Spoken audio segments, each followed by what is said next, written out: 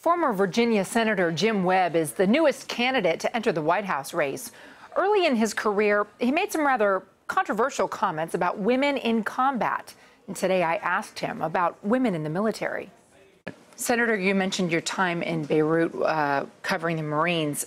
You also had told the Washingtonian that there is a place, and I quote here, there is a place for women in our military, but not in combat. And their presence at institutions dedicated to the preparation of men for combat command is poisoning that preparation.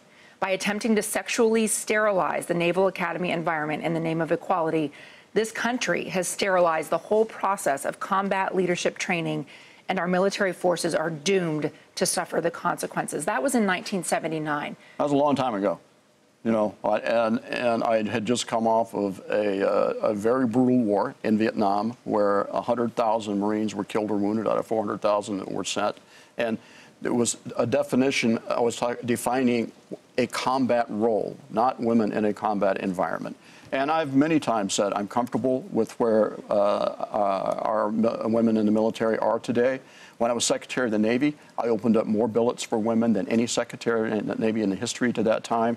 We did it in I think, a proper way where we got the military to go out and examine where these issues, where these openings might occur, and come back and report to the political process. Do you think that there's a place for women on the front lines?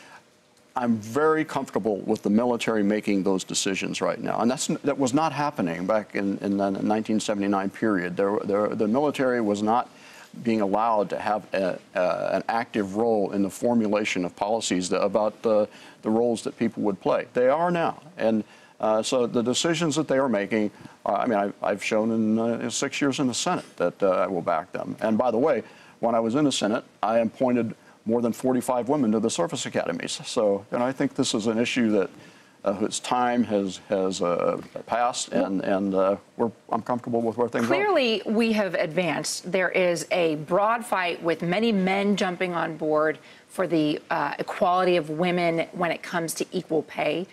We have a woman once again running for president, and not just on the Democratic side, but on the Republican side as well.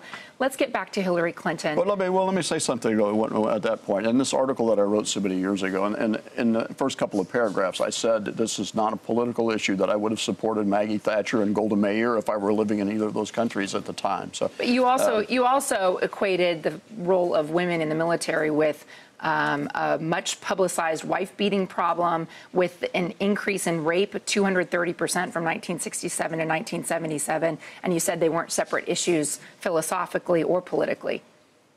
That's your words. I don't remember writing that, but if those were my words, then they were my words. And but certainly in 1979. We're in a lot better place in the country today. And if you look at my voting record when I was in the Senate, I had like 100% voting record on women's issues.